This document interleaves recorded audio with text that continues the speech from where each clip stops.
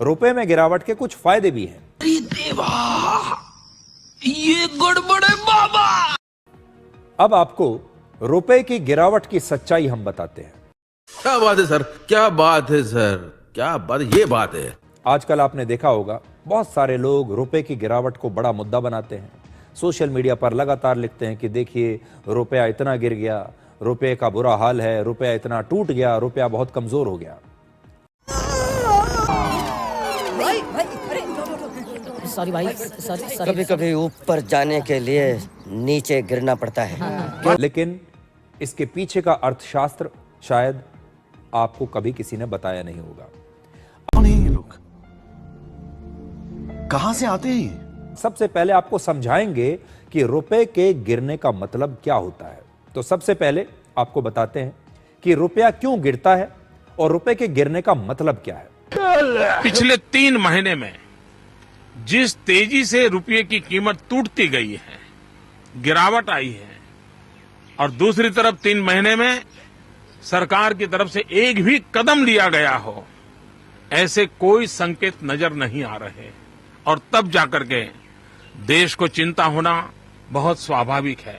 आज जो लोग ये दावा कर रहे हैं कि भारत की खराब अर्थव्यवस्था की वजह से रुपया गिर रहा है, यानी आज रुपए के गिरने की वजह इंटरनल नहीं है बल्कि एक्सटर्नल है।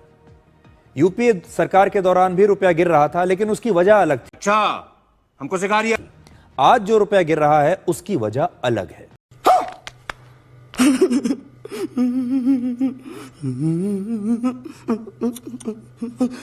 और हमारे यहां रिटेल महंगाई इस समय सिर्फ 0.25% है। कितने तेजस्वी लोग हैं हमारे पास, कितने शानदार विचार रखते हैं। आज भारत की अर्थव्यवस्था को दुनिया भर में एक ब्राइट स्पॉट कहा जाता है। उस समय फ्रेजाइल कहा जाता था, आज ब्राइट स्पॉट कहा जाता है। उस समय महंगाई दर 8.5% थी, आज 0.5% है। अरे देवा, ये गड़बड़ है बाबा। रिटेल महंगाई आम लोगों से जुड़ी होती है, जिसमें सब्जियां, दाल, फल और खाने का सामान, चावल, ये सब की महंगाई दर्ज की जाती है।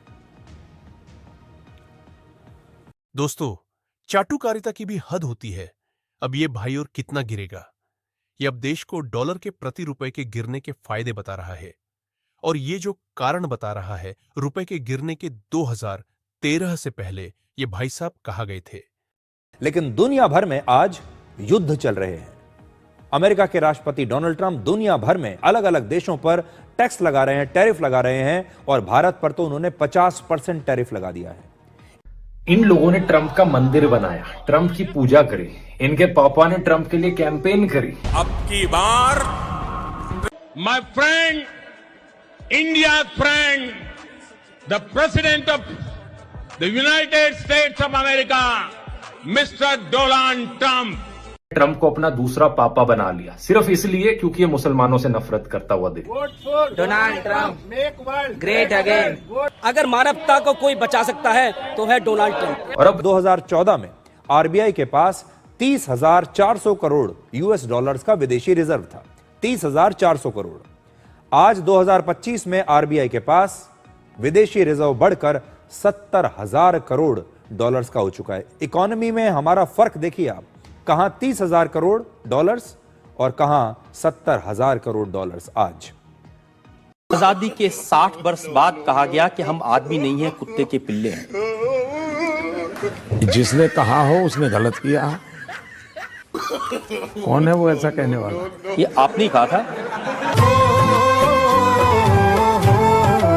कि आज रुपए में गिरावट इसलिए नहीं है कि हमारी अर्थव्यवस्था कमजोर हो रही है, हमारे अंदरूनी जो फैक्टर्स हैं ये कमजोर हो रहे हैं। ये इस वजह से है क्योंकि दुनिया भर में अभी बहुत परेशानियां चल रही हैं, दुनिया भर में युद्ध चल रहे हैं, दुनिया भर में जो एक्सटर्नल जो फैक्टर्स हैं वो रुपए को गिरा रहे हैं। हालांकि रुपए की गिरावट का आम लोगों पर कोई खास असर नहीं होता।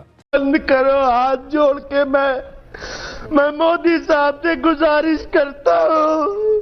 रुपए में गिरावट के कुछ फायदे भी हैं।